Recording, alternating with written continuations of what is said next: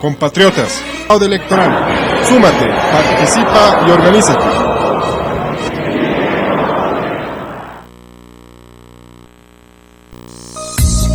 Continúa con la programación de TVU.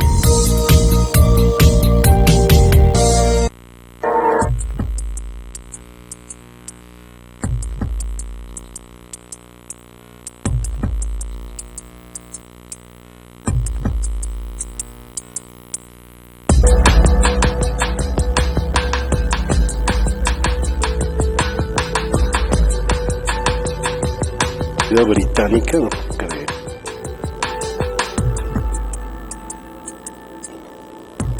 Hola, ¿cómo están? Muy buenas noches, bienvenidos a El Pentágono. Es especial por donde se ve a este Pentágono, porque tenemos ilustres visitas, a quienes agradezco muchísimo, han llegado esta mañana y los estamos explotando. En realidad debería estar descansando porque desde mañana tienen una actividad realmente importante.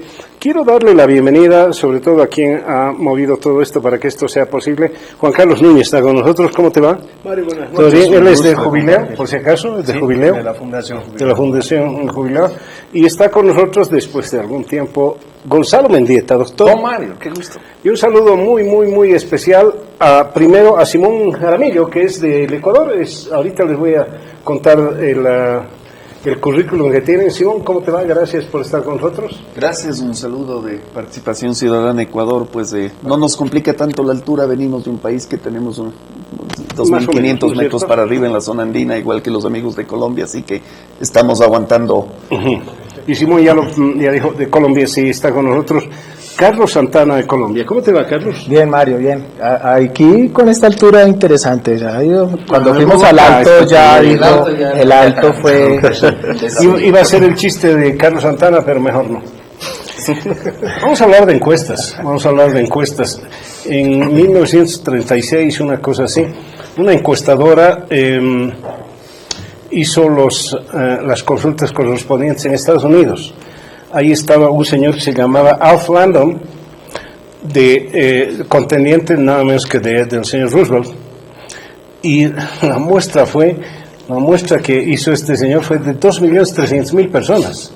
2.300.000 personas. Se le habrá ido el presupuesto consultando estas dos personas, pero al mismo tiempo también hizo el legendario George Gallup, una encuesta muchísimo más pequeña, pero científica, pero con una serie de elementos que lo ayudaron a predecir, contrariamente a lo que hizo este otro señor, que el señor Roosevelt iba a ganar. Claro, después ganó 4 elecciones, o fue elegido 4 veces en los Estados Unidos, pero ahí nació prácticamente, es famoso el nombre Gallup en las encuestas, ahí nacieron todos, la encuesta, que no es una ciencia exacta.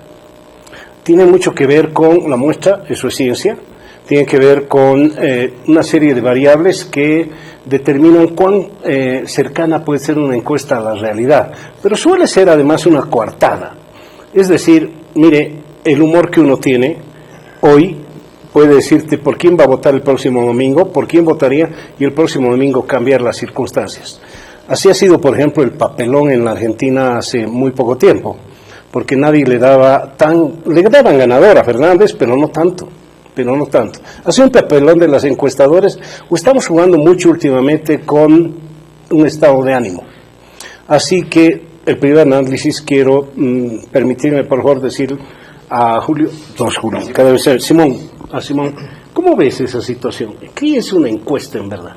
Bueno, primero, la encuesta, como toda herramienta técnica, hay que tener cierta experticia para saber leerlo, ¿no? Una encuesta no es algo tan simple como decir A tiene el 50, B tiene el 20, A va a ser presidente. La encuesta es una radiografía del momento que te dice si una elección se diera en ese día, las tendencias irían más o menos por estos lados. Entonces, no es un oráculo que que predice lo que va a pasar. Segundo, hay encuestadores y encuestadoras. En el caso ecuatoriano hay encuestadores grandes, serias, reconocidas, que igual han errado, pero que se sabe que tienen una metodología, un trabajo, y hay encuestas que aparecen víspera de elecciones, en muchos casos eventualmente movidos por candidatos, ¿no? Y depende de algunos elementos, es decir, la calidad básicamente de la muestra, ¿no? Tú mencionabas un caso de una encuesta de 2 millones. Nosotros hemos hecho conteo rápido, que se parece a una encuesta en el sentido que tú utilizas una muestra, tú no encuestas a todos los votantes, el conteo rápido tampoco vas a todas las mesas, en ese sentido se parece. Con el 10 o 15% de la muestra tienes datos que no superan el 1% del margen de error. Es el peso que le des, urbano, rural, hombres, mujeres. El conteo ¿no? rápido es post. Claro. Es post-elección. Sí, pero la metodología es igual, la metodología es igual en el sentido de que haces una selección de muestra y haces una proyección de resultados, es en ese sentido, ¿no? Bien. Obviamente, y tú con una muestra del 10% logras tener resultados precisos porque haces bien el peso urbano, el peso rural, el peso estratos socioeconómicos, el peso hombre, el peso mujer. Si tú le cargas mucho lo urbano y descuidas lo rural en zonas, un país donde lo rural tiene un poco más de peso, eso te puede dar una... Y hay temas como en Colombia tuvieron el voto optativo, entonces además de que la persona no te mienta, necesitas que el encuestado efectivamente vaya a votar. Hay el tema del voto oculto. En ciertos entornos hay candidatos que no gustan a la gente. En Ecuador había el caso, en Ecuador hubo el caso muchos años que finalmente ganó una elección el expresidente Abdalá Bucaram. Era histriónico, populista, y claro, no se veía bien decir que ibas a votar por él, y efectivamente siempre sacaba más que lo que le das las encuestas. Y lo que tú finalmente mencionabas, es decir, cambios abruptos en la realidad política, en donde un candidato que viene bien posicionado, ¿qué es lo que, para concluir? Es decir, una encuesta bien hecha, bien calculada, bien estratificada, podría también eventualmente fallar por estos niveles, pero claro, cuando ya las fallas y los errores son reiterativos, permanentes, de bulto, sin que haya habido una condición política que tú puedas decir, esto explica este cambio, sí nos hace pensar que pueden haber habido errores metodológicos. No entramos en el tema de buena fe o mala fe, porque ahí ya no hablamos de errores. En una encuesta que quiere específicamente falsear resultados, ya no hay una herramienta, ya no hay una evaluación técnica, pero una encuesta de buena fe y bien hecha podría eventualmente tener ciertos problemas por estos elementos. Me olvidé preguntarte, ¿tú qué profesión tienes? Abogado. Abogado. Pero está en el tema electoral, ¿no? ¿Qué hace un abogado en un asunto? Por el tema electoral. Por el tema electoral. Claro. ¿Tú de qué encuestador eres? No, nosotros hacemos, en Participación Ciudadana, hacemos conteo rápido. Que te decía, tiene una metodología que se parece en el sentido de que tienes que hacer una muestra, tienes que ubicar los recintos. Es una organización social, es una organización ciudadana sin fines de lucro, sí, no es estatal. Es una organización ciudadana. A ver, ¿tu profesión? Ingeniero industrial. Ingeniero. ¿Tú has dedicado a encuestas? No, también soy de una ONG, vigilamos las elecciones. Ah, bien, ahora empezamos a hablar. Vigilar las elecciones. Vigilamos las elecciones. No pueden venirse acá el 20 de octubre un ratito. De eso vamos a hablar. Te cuento una cosita, nosotros tenemos elecciones el 27 de octubre, o sea que sabes cómo vamos a estar. O sea, ¿qué tenemos en Colombia? Pero también hay en la Argentina el 27, por eso hemos recorrido nosotros el 20. Sí, para nosotros es gobernadores y alcaldes, pero son 100.000 candidatos, contrólame 100.000 candidatos. Creo que volvemos a nombrar a dedo a la gente, ¿no? Sí. Mira, yo pienso que la encuesta, o sea, la muestra, la gente no la entiende. Eso. La muestra la gente no la entiende porque cuando le dicen a uno el 95% de error con el 10% de confiabilidad, eso no lo entiendo, porque eso no me habla a mí como ciudadano. Hay que volverlo un lenguaje cotidiano. Usted le dice, mire, para nosotros saber qué quiere comer todos en la casa, o le preguntamos a todo o le preguntamos a 3. Y esa es lo que es una muestra. O sea, la muestra es una pequeña parte que te va a decir posiblemente qué es lo que queremos comer todos en la casa. Por eso es tan difícil de explicar. Y lo que se hizo fue para abaratar costos, porque o te preguntabas a todos, que es un censo, o le preguntas a algo como lo que decía Simón, que es tratar de preguntarle a todos los posibles públicos a los que le quieras preguntar esa cosa. Una de las cosas que falló en Colombia con las encuestadoras es que algunas encuestadoras solo hacían entrevistas por teléfono. Entonces, si tú no tenías teléfono, no entrabas dentro de esa encuesta. Y eso cambia totalmente la situación. Muchas veces lo hacían incluso solo en ciudades capitales y entonces el resto. Y muchos de los problemas que hubo con las encuestas sobre el plebiscito, por ejemplo, de La Paz, que decían que iba a ganar con un margen suficiente y luego perdió solo por 50.000 votos, fue que no le preguntaron a todos los que le debían preguntar y que concentraron sus esfuerzos en determinados públicos y no en los públicos que iban a votar. Lo que decía Simón es muy claro, sobre todo en Colombia, que el voto es optativo. Una cosa es intención de votar y otra cosa es votar. Ajá, lo voy a tener más claro. Ahora, de antes y después, y esto se hacía y ahora no, ¿de cuándo estamos hablando? ¿Qué momento se vuelve una ciencia? ¿Qué momento se vuelve una ciencia? Cuando empiezan a trabajar la estadística y las desviaciones, cuando empiezan a decir que la población se comporta de determinada manera. O sea, todos... ¿Le atribuyen a Gallup esto? O sea, pero Gallup ya empezó bien. Y además mi profesión empezó a estudiar mucho eso y los estadísticos estudian muchísimo cómo determinar que una población es lo que se llama normal, o sea, que todos nos comportamos de manera normal para ver... entre más normal se comporte una población, más pequeña es la muestra, más predecible y más fácil hacer la encuesta. Pero normal en el sentido de homogénea, digamos. De homogénea, sí, si todos pensamos que el sol va a salir en la mañana, entonces eso es un comportamiento normal. Pero si todos no pensamos eso, porque hay algunos que creemos que, no sé, el planeta es plano y otros que el planeta es redondo, entonces eso ya deshomogeniza toda la población. Y eso lo que permite es que la encuesta necesite preguntarle a los que piensan que el mundo es plano y a los que piensan que el mundo es redondo y pesar ambas cosas. Y además pesar el que no quiere contestar. Y pesar el que no quiere contestar y pesar el que miente, además. Hay un programa que se llamaba en Colombia 100 colombianos dicen. Y entonces en 100 colombianos dicen, le preguntaban a 100 colombianos alguna pregunta, cualquier cosa. ¿Cuál es su bebida preferida? Y lo que pasaba era que en preguntas vergonzantes, como las que decía Simón, ellos contestaban lo políticamente correcto y no lo que pensaban. Entonces una cosa es yo contestar políticamente correcto, sí, yo estoy de acuerdo con la paz, y el día de la votación y votar que no. ¿Qué fue lo que pasó? A ver, contigo voy a cerrar el bloque porque tienes cosas muy interesantes, así que Gonzalo, dale. Justo cuando escuchaba a Simón y a Carlos, pensaba en las distintas dudas digamos, de la audiencia respecto a lo que pasa con las encuestas. Por ejemplo, para muchos una encuesta de mayor cantidad, con una muestra mayor, es una mejor encuesta, lo que no necesariamente es así. Pero creo que no hay mucho conocimiento de qué garantiza, cuando uno lee la descripción, la ficha técnica de una encuesta, cómo puede saber como ciudadano que esta es una mejor encuesta que la del frente, que la que conducen unos medios es superior a la de los otros. Da la impresión que no hay... error debería ser el resultado, pero anticipadamente, o sea, ¿qué requisitos un técnico diría al leer la ficha técnica? Anticipadamente anuncias del margen de error. No, pero digo, en la ficha técnica hay algo que nos debiéramos fijar para pensar que es algo más aproximado. Si la conoces, la ficha técnica. Es que la divulga. La divulga es que es un cuadrito pequeño en la parte de abajo de todas las... La ficha técnica es únicamente un dato que dice encuesta realizada a 25 personas o 400 ciudades, etc. Por eso, pero yo me figuro que cuando se divulga la ficha técnica se está queriendo expresar algún dato de confiabilidad. Sí. ¿Y en qué medida uno puede saber? O sea, ¿qué variables elegiría el ciudadano para estar más tranquilo con una encuesta u otra antes de el resultado, que es... Pero, Mario, creo que hay que empezar por un elemento que me parece importante para volver a ratificar esto de la muestra.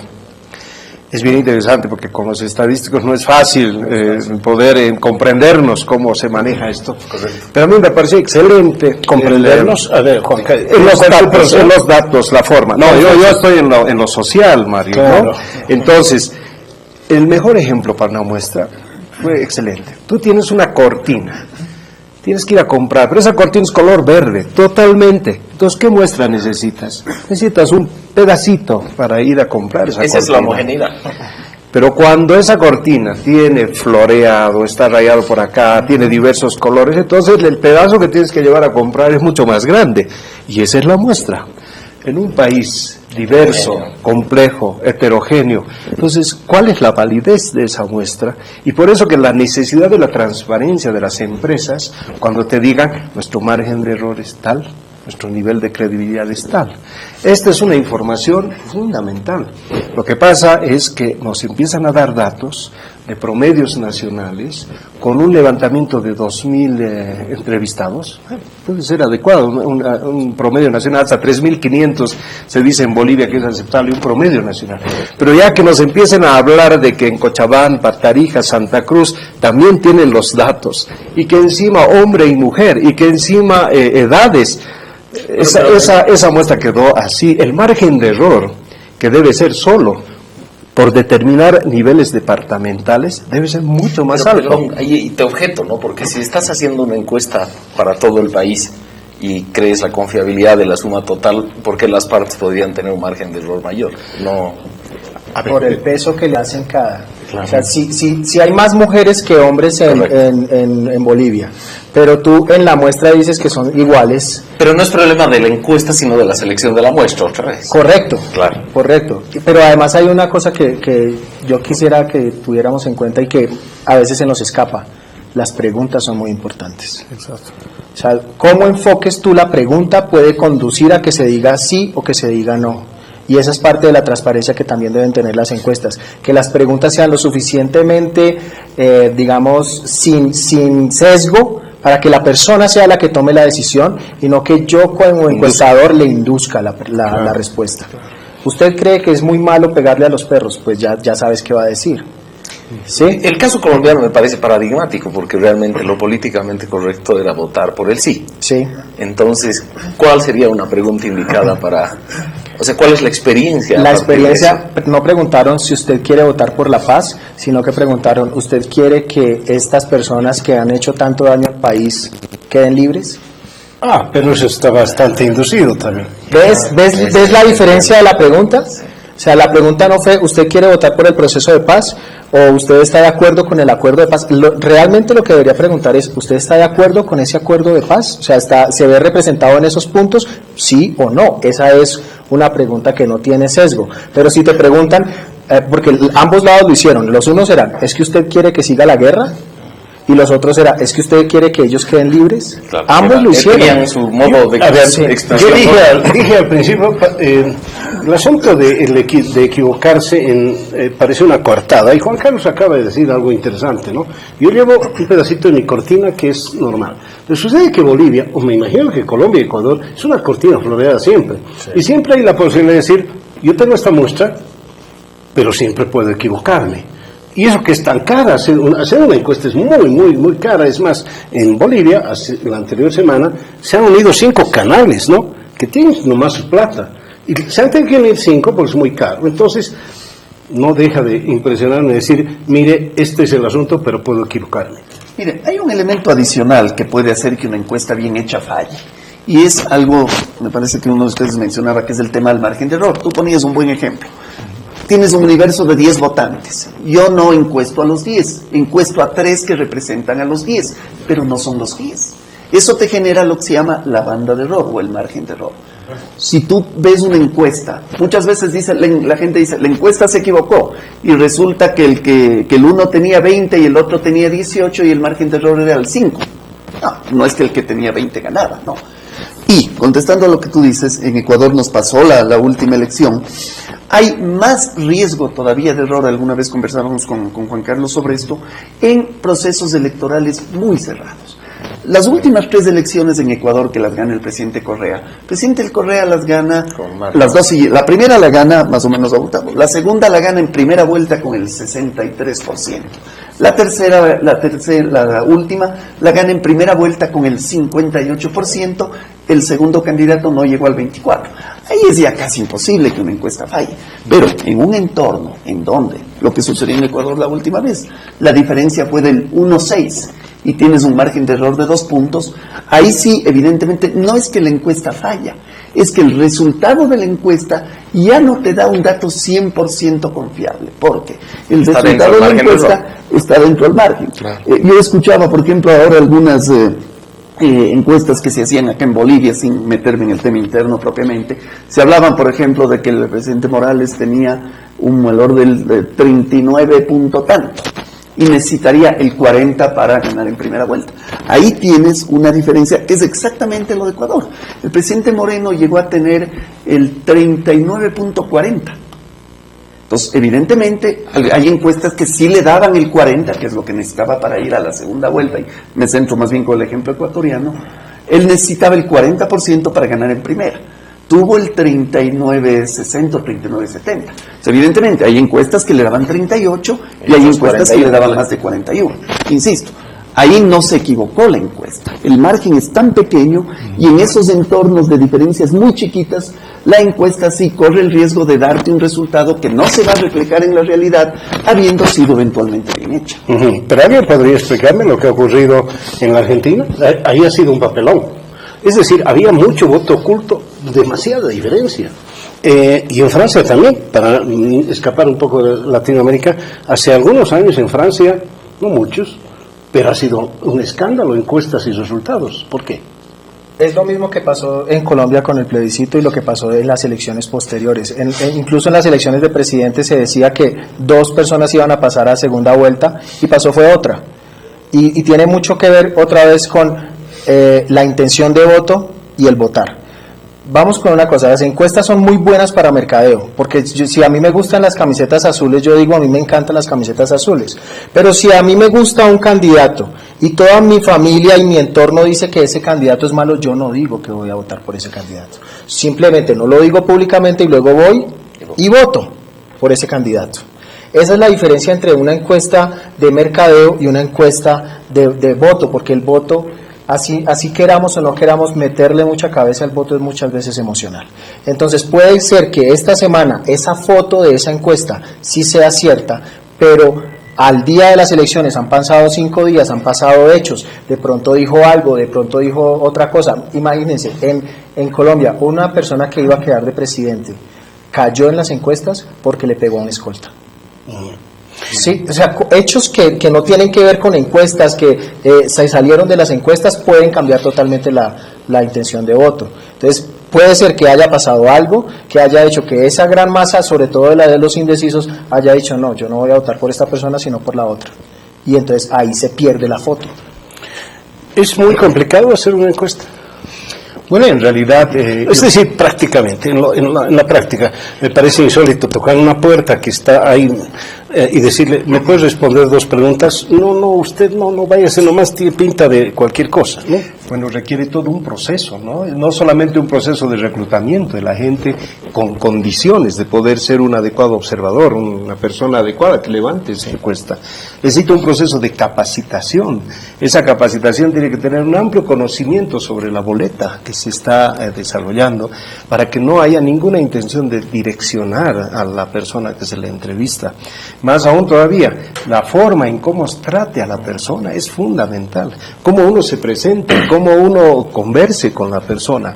Y inclusive la imagen personal del encuestador.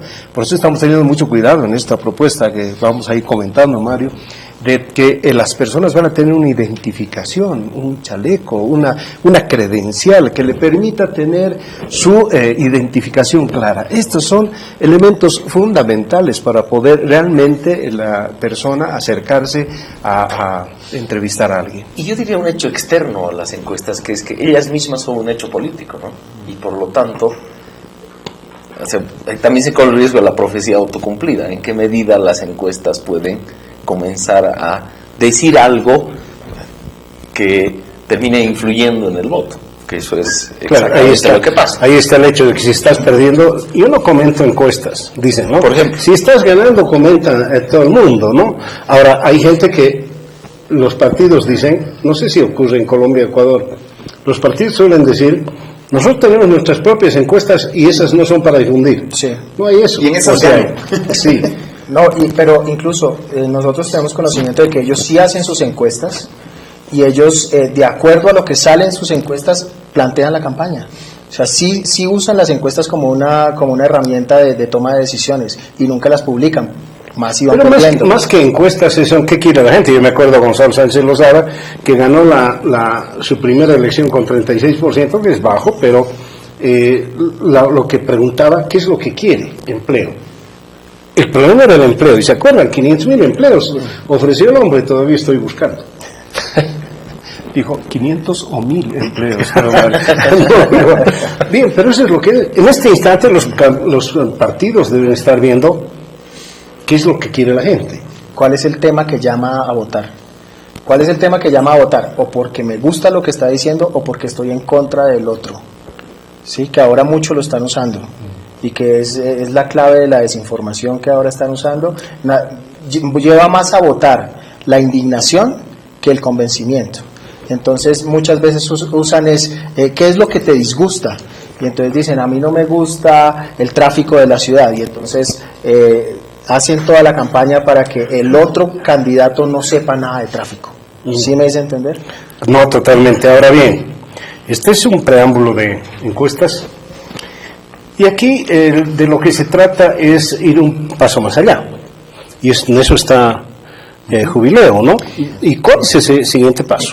Sí, Mario, en realidad consideramos que este proceso electoral de este 20 de octubre es muy importante para el país. Y hemos hecho una alianza con las universidades. Las universidades son las que empiezan a asumir un rol protagónico en esta tarea. Estoy hablando de las universidades públicas, prácticamente casi todas en el país, y la Universidad Católica, que también se ha sumado a esta iniciativa. Pero más allá, hay medios de comunicación, hay instituciones, organizaciones, porque entendemos que lo que tenemos que buscar es contribuir a la transparencia en estas elecciones. Que dotemos de la adecuada información para que la población también tenga un sentido claro de lo que es el tema estadístico, Mario. Es decir, que ojalá podamos tener también entre nuestros periodistas un trabajo de educación, de orientación en cuanto a entender lo que debería ser una cultura estadística electoral.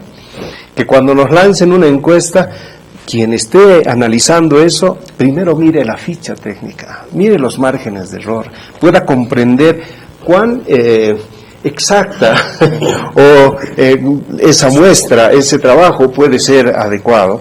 Y creo que eso es fundamental. Auditoría se llama, ¿no? ¿Se puede hacer una auditoría? Posteriormente, lógicamente. Pues pero ¿qué es una auditoría? Que uno dice su ficha técnica, hemos encuestado a Gonzalo Mendieta y uno va, señor, ¿lo han encuestado efectivamente? Sí, porque habrá gente que dice sí y te responde por ti. ¿Eso hay? también. O sea, ¿Eso hay o debería haber? Debería haber, después. Pero no hay. Pero el órgano electoral tiene las atribuciones para poder realizar este trabajo, Mario. Hay una cantidad de reglamentos hoy día que hay que cumplirlos, desde las empresas que están trabajando esto, e inclusive los medios de comunicación, para poder justamente garantizar que todo este trabajo tenga un nivel de institucionalidad, un nivel de alta calidad de lo que se pueda desarrollar. Pero lo que hemos buscado con este esfuerzo es un esfuerzo de la sociedad civil boliviana, porque entendemos que las empresas encuestadoras están pues en función más bien a un trabajo muy concreto, ¿no?, con medios de comunicación y mirando estrictamente el día de las elecciones nacionales, haciendo estas preferencias de voto en un momento determinado.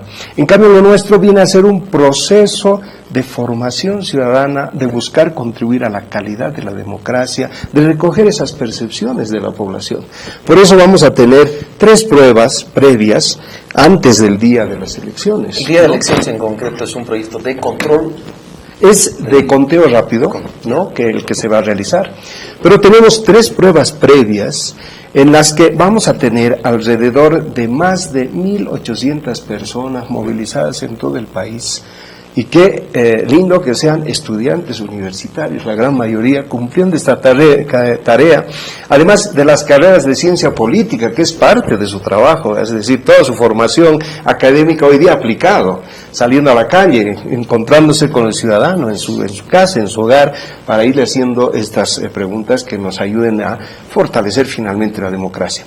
Pero nos hemos propuesto en este en esta tarea muy interesante que le hemos llamado a nuestra alianza Cultura Política Electoral para las elecciones del 2019, nos hemos propuesto un intervalo de confianza del 95% y el error estadístico será del 2,4%. Es bastante técnico y ajustado y exigente. Para esto, Mario, es lo de las cortinas. Necesitamos una cortina enorme para poder lograr llegar a esa muestra y eso implica para nosotros llegar a 233 municipios en el país de los 339 que tenemos. Tenemos que llegar a 516 asientos electorales de los 3.076 que hay. Tenemos que llegar a 1.206 recintos electorales de los 4.300, casi 60 recintos electorales que hay. Alrededor de 3.015 mesas observadas de las 29.224 que hay en todo el país. Pero además ahí tendremos alrededor de 14.472 personas consultadas de los más de 6 millones de bolivianos que van a ser parte del proceso electoral. Este número de personas nos van a contribuir a trabajar con las boletas. Estas dos pruebas, la hemos llamado la alfa y la beta, va a ser más bien una especie de encuesta. Una encuesta a la que vamos a ir al hogar a preguntarle, y alrededor de un ejército de 1.400 observadores, vamos a tener alrededor de 14.000 encuestas por cada prueba, en la cual sí nos podemos dar la capacidad de no solamente tener un promedio nacional, sino también poder, con un margen de error lógicamente más alto, tener la información regional departamental, que ese margen va a ser entre el 6 al 10% de error. ¿Es la primera vez que van a hacer esto en Bolivia? Bueno, por lo que tenemos como antecedentes, sí, por lo menos sí. Pero ustedes han hecho eso en Ecuador ya. Es decir, ustedes han venido acá a asesorarle a Jubileo de cómo se hace. Sí, nosotros hicimos la primer conteo rápido, lo hicimos en el 2001, en la elección que ganó el entonces coronel Lucio Gutiérrez.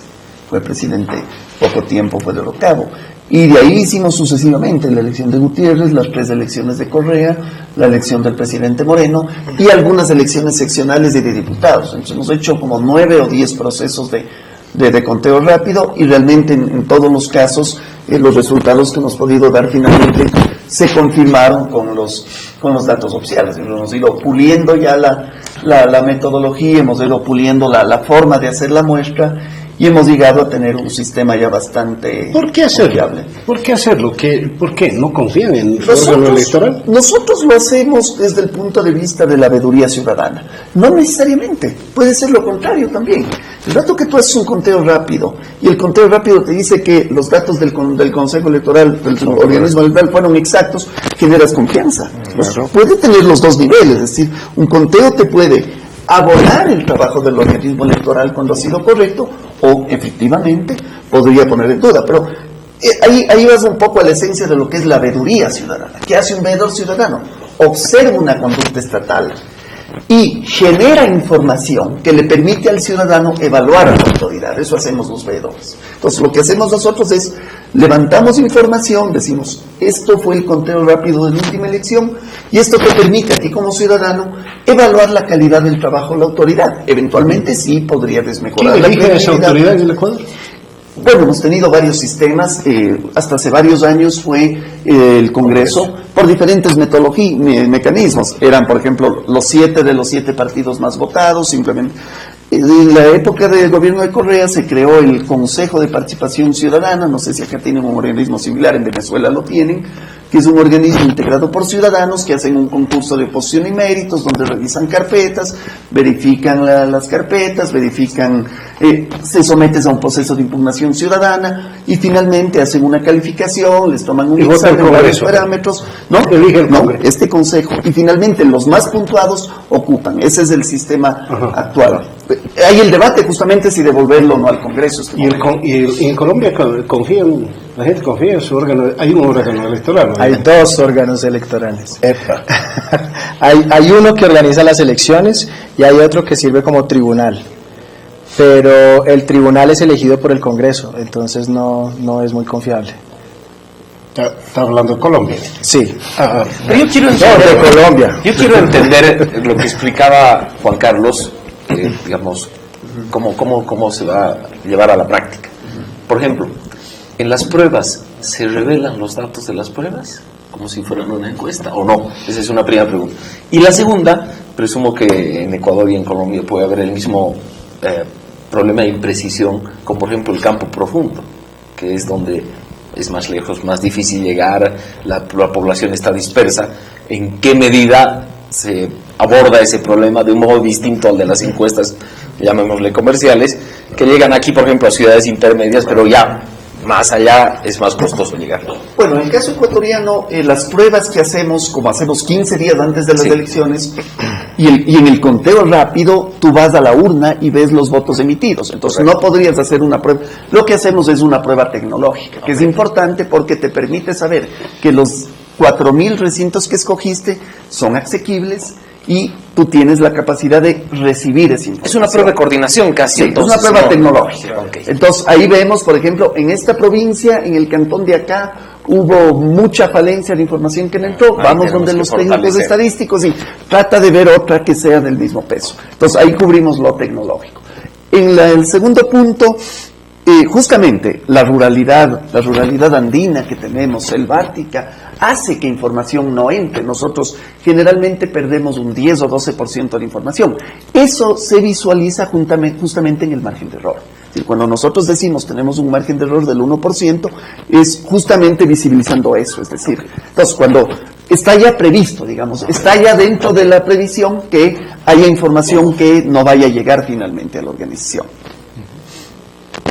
Pues nosotros sí tenemos una situación totalmente distinta. La Registraduría Nacional, que es uno de los dos órganos que es el que organiza las elecciones, es una de las más eficientes de América Latina entregando información. Entonces, ellos en una hora te pueden dar el presidente, pero es informativo. Entonces, entrar a competir, una encuesta, digamos que sea de 4.000, 5.000, con una realidad que es un censo, es prácticamente ineficiente y además muy costoso, porque nosotros tenemos toda la Amazonía para cubrir, sitios a los que te demoras 4 semanas en llegar hasta el puesto de votación, para que voten 2, 3 personas. Entonces sí la decisión fue económica y la decisión fue estratégica. O sea, no nos sirve a nosotros tratar de competir con un sistema que ya es eficiente de por sí. Nosotros ya estamos mirando otro lado, que es el conteo de los votos posterior, y ahí es donde estamos concentrados. Estamos haciendo auditoría a todos los software. Estamos intentando hacer auditoría a todos los software, aprendiendo todo esto nuevo y entendiendo si lo que diseñaron para que cuenten los votos lo está haciendo bien. Es interesante, Mario, el tema de la tecnología, porque antes tenías el hábito de llevar tu papeleta, el encuestador, llenando, procesando e informando, y pues ahí era un tema muy complejo. Hoy día, con la tecnología, se pueden tener resultados casi al día. O antes. Por lo tanto, en Bolivia, 85% de la gente accede al Internet. Este es un dato interesante. ¿Aquí en Bolivia? En Bolivia. 85% de la gente accede al Internet. ¿A Internet? El 10% aproximadamente va a tener que llegar a un telecentro para poder contactarse, y tienes un 5% que ahí sí hay que seguir con el papel. ¿Qué estamos haciendo? La representación que tenemos es a nivel nacional, urbano y rural, y a nivel departamental, urbano y rural también. Quiere decir que vamos a llegar al país en su conjunto. Hemos logrado segmentar la población, tenemos la cuarta y quinta segmento de la población, que es justamente la rural y la que está dispersa en el país. Ahí estábamos constatando que hay gente que tiene que caminar 4 horas para ir a su recinto electoral y a su mesa para votar, todavía en Bolivia. 4 horas caminando para poder cumplir con esta obligación electoral. Entonces queremos llegar al país y tener esa información. Lo más importante es que ojalá tengamos la posibilidad de tener una fotografía realmente compleja de esta realidad del país a partir de estas encuestas que vamos a hacer. Pero les hablaba del alfa y del beta, que son pruebas que en el mes de septiembre las vamos a realizar, y la prueba gamma, que para nosotros es muy importante porque ya es un simulacro de conteo rápido de hacer una semana o 8 días antes de las elecciones. Con encuesta. O sea, No, ya vamos a utilizar, sí, pero vamos a utilizar fundamentalmente ya un simulacro de elecciones. Es como si ese día estuviera votando la gente. Y vamos a tener un aplicativo en el celular. ¿Cuánto antes? Donde estamos hablando de 8 días antes. Porque ¿Cuánto? Pero hay un... hasta el domingo ya no se puede hacer eso, ¿no? El domingo anterior. Pero es que digo, le vas a preguntar a la gente, o sea, Claro. Y va a haber un aplicativo que tú te vas a acercar y le vas a decir, señora, ahí va a estar la boleta y por cuál opta. Ni siquiera el observador condiciona en ningún momento la definición. Aprieta y eso ya está registrado en el... Y esos datos se divulgarían antes de... Lógicamente hay que cumplir con toda la norma que está establecida. Son las universidades que hay que resaltar este apoyo y este esfuerzo que están haciendo para Hay que divulgarlo. hacer... Hay que divulgarlo, porque yo llego donde Gonzalo y le digo, vote por favor. No, usted me está sacando foto. ¿No? Y usted quiere saber, sí. Claro, hay que informar. Claro, está grabando mi voto, ¿no? Y por eso mismo estas pruebas previas para ver cómo fue el comportamiento ciudadano, porque hoy día la gente está absolutamente reacia de poder asistir a encuestas, a que le pregunten, y el clima de polarización que nos encontramos hay que enfrentarlo.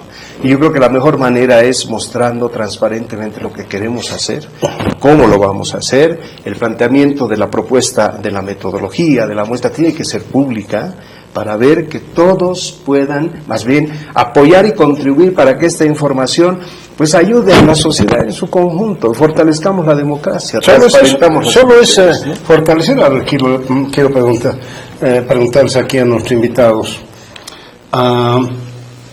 No, estamos en Bolivia, y en Bolivia sospechamos de todo. No sé si ha ocurrido en Colombia o en Ecuador en su momento, donde había el fantasma del fraude. ¿Esto es para evitar un fraude o es para profundizar la democracia o ambas cosas? ¿Ha habido sospecha de fraude alguna vez en Ecuador o en Colombia? A ver, en el caso ecuatoriano hubo 2 resultados que han generado sospecha.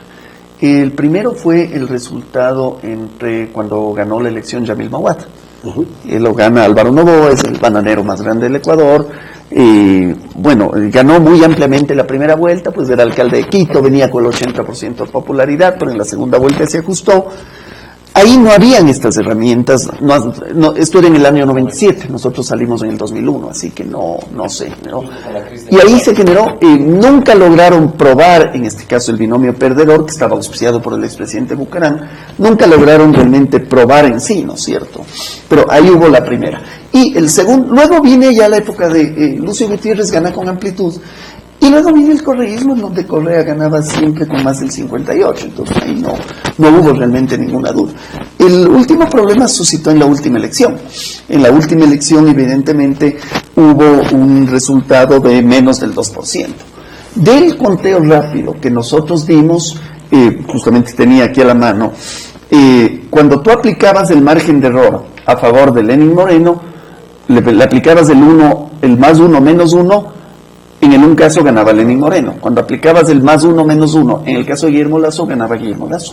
Entonces, nuestro conteo, ¿qué es lo que determinó? Nuestro conteo lo que determinó es, no podemos definir, es lo que les decía al comienzo, es decir, en entornos de elecciones muy cerradas, la encuesta y el conteo terminan teniendo un límite. Too close to call, le llaman los... ¿Qué es lo que nosotros decimos? Lo que nosotros dijimos es, a ver, no con esos términos, pero finalmente la conclusión fue, sí, era factible que Lenín Moreno gane, pero no había una certeza total de que él hubiera ganado. Es decir, si tú aplicabas la banda, podía ganar Guillermo Lasso 52 a 49.8 o Lenín Moreno 51.8 a 48.20. Es decir, había la posibilidad de que... Eso es lo que se llama empate técnico. Es el empate técnico. Entonces, ahí sí, evidentemente, pues ya del un lado y del otro se generaron las suspicacias y, nuevamente insisto, ahí viene el límite de estas herramientas de la ciencia política, digamos así, de la ciencia electoral. Ahí vienen estos límites, evidentemente. Al ser tan cerrado el resultado, el conteo rápido no pudo aportar a desatar eso. Es decir, el conteo rápido no nos pudo dar un elemento que diga, sí, efectivamente. Sí nos pasó en la primera vuelta.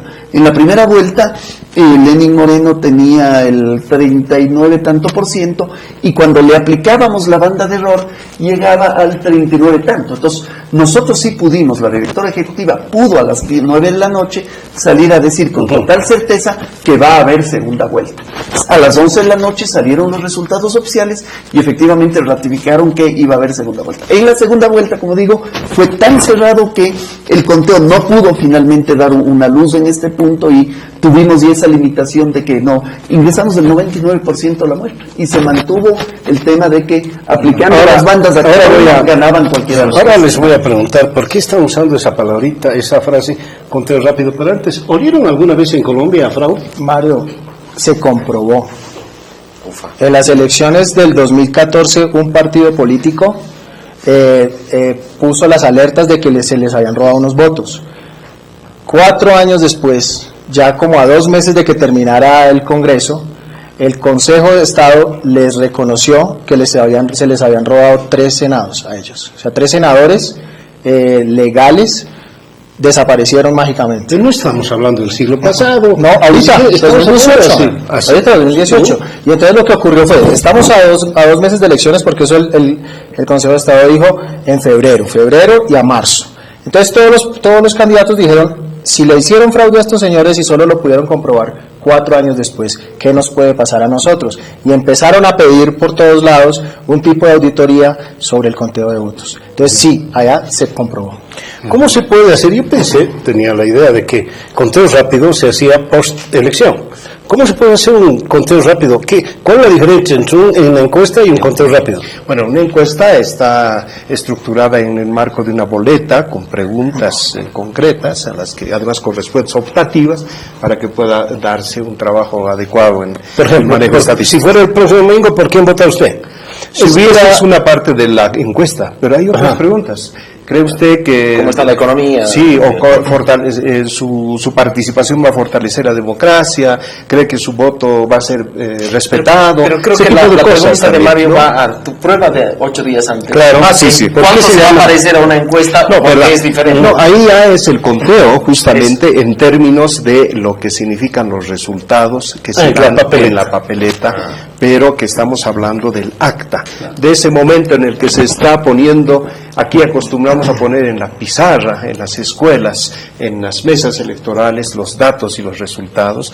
Esa información es la que se procesa también. Eso se llama conteo rápido. Es decir, se limita a por quién vota usted, nada más. Exactamente. Hay 3 mecanismos: encuesta, exit poll y conteo rápido. La encuesta es, por ponerlo en simple, ¿por quién va a votar? Te hacen el día anterior, una semana anterior o antes de que votes. ¿Por quién va a votar? Esa es la encuesta.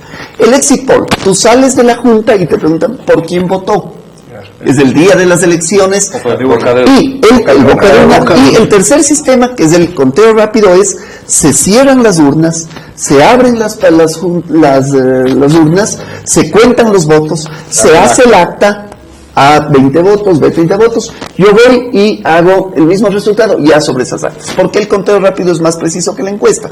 Porque opera sobre votos emitidos y sobre votos contados. Por eso lo otro opera sobre la expectativa y lo otro sobre lo que el ciudadano te diga. Entonces, lo más exacto es el conteo. Segundo, el exit poll.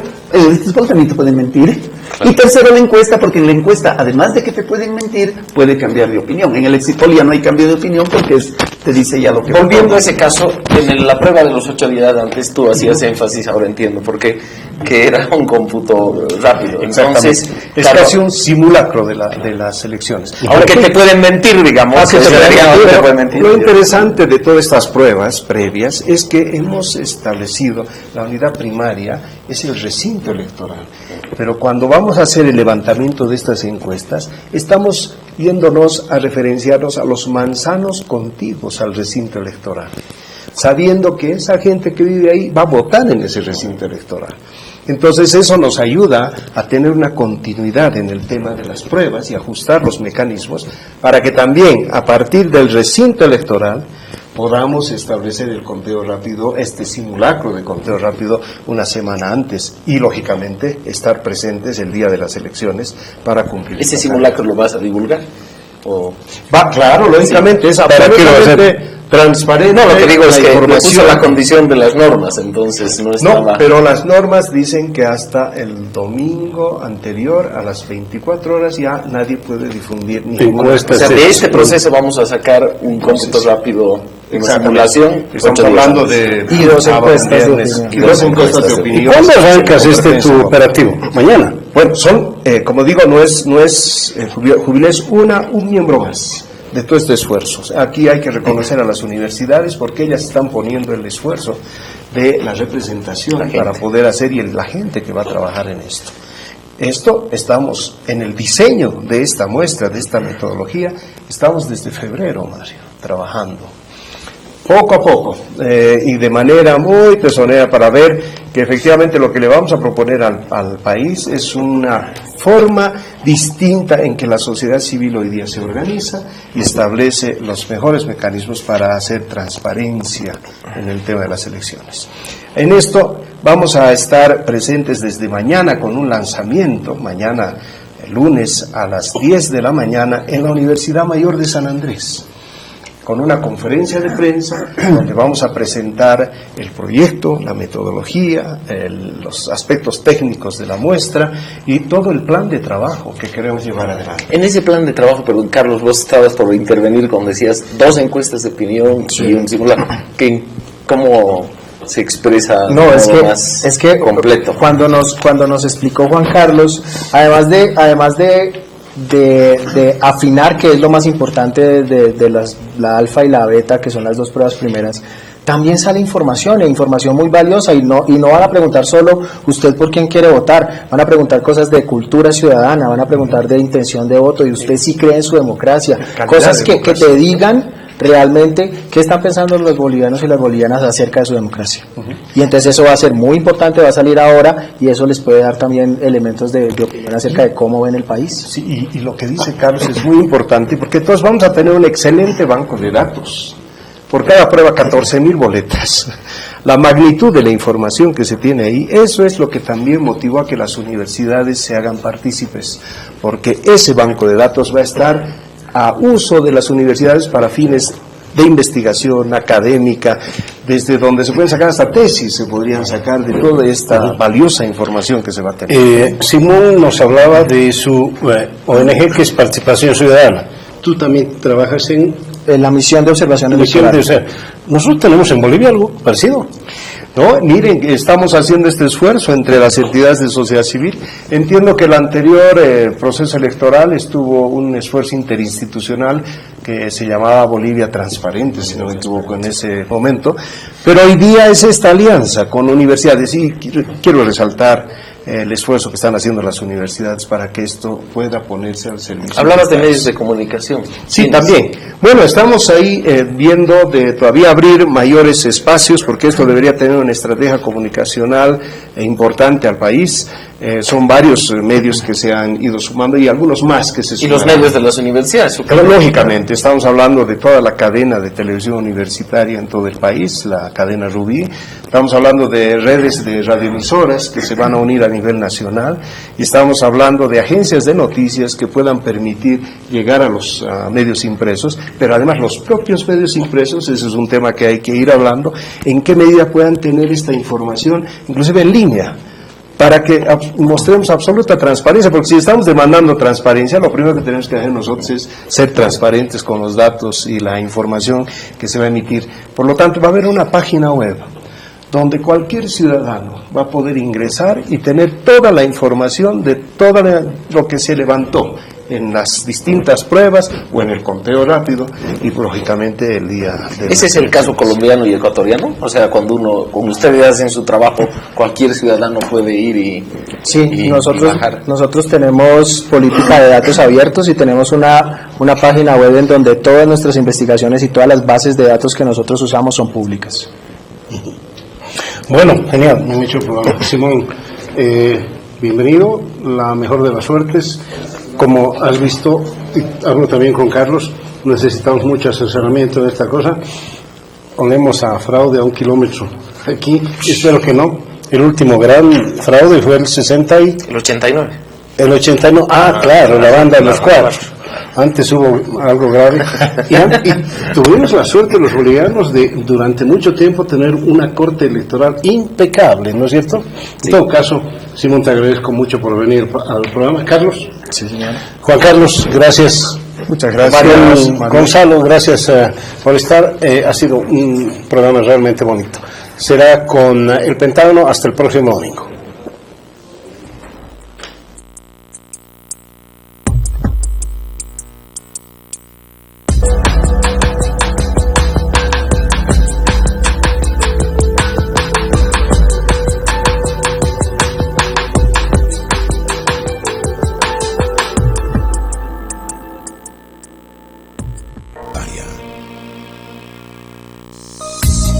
Continúa con la programación de TVU.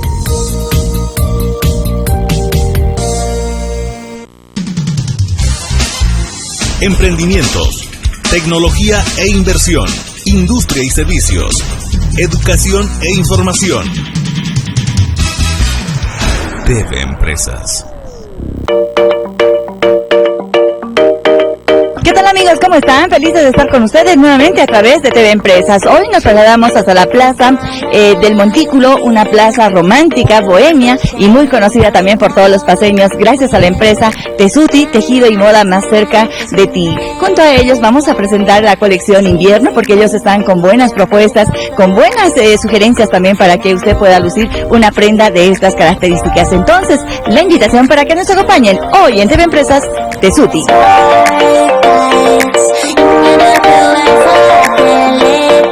Tesuti es una empresa importadora y comercializadora de prendas de vestir para damas, varones y niños, modelos y diseños exclusivos. Tesuti, tejido y moda más cerca de ti.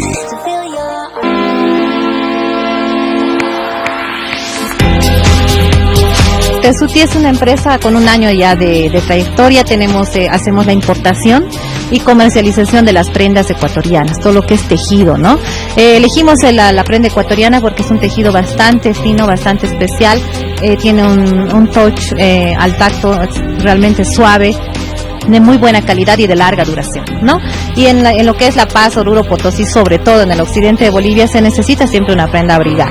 Entonces, por eso hemos elegido el tejido ecuatoriano. Sin embargo, tenemos una gran cartera de productos, no solamente tejido, tenemos blusas, tenemos también calzas, tenemos ropa de niños, ropa de varones, entonces hay una gran cartera de productos, ¿no?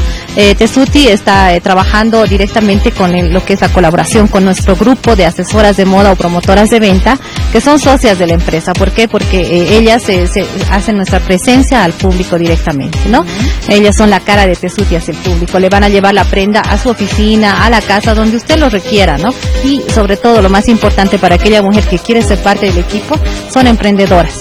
Son personas que tienen su propio negocio y tienen un ingreso propio trabajando con nuestros productos en Tesuti.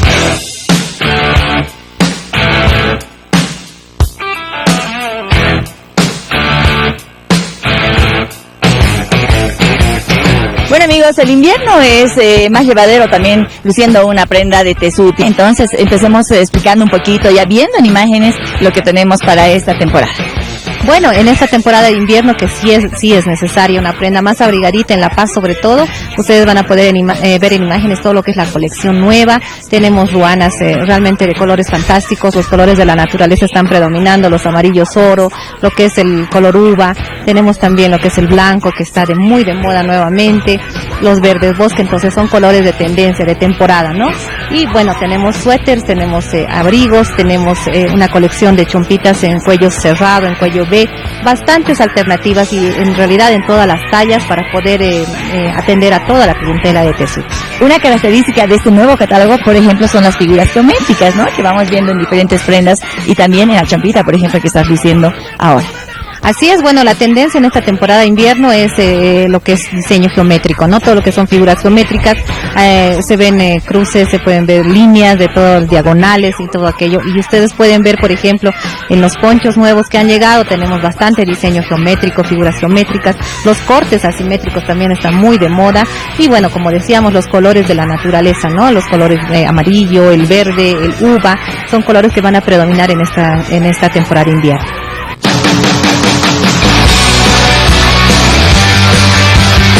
bueno, invitarlas nuevamente para que puedan visitar nuestra tienda y nuestra oficina en el edificio El Cóndor, en la calle Batallón Colorados, en el piso 10, oficina 1002, para poder adquirir una prenda de invierno de nuestra nueva colección, o también para poder formar parte de nuestro equipo de ventas.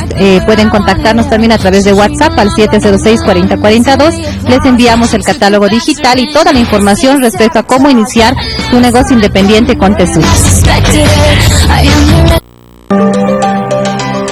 El Centro de Audífonos La Paz es un lugar que te brinda soluciones auditivas, donde podrás realizar pruebas que te diagnostiquen la salud de tu oído. Encontrarás una amplia gama de prótesis auditiva de última tecnología, perfecta para acabar con la sordera. Visítanos en el edificio El Cóndor, calle Batallón Colorado, segundo piso, oficina 201, celular 68007351. Centro de Audífonos La Paz.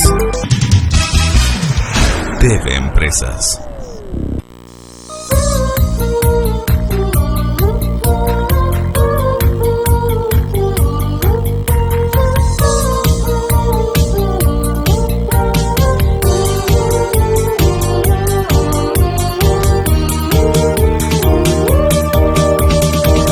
La nueva televisión universitaria.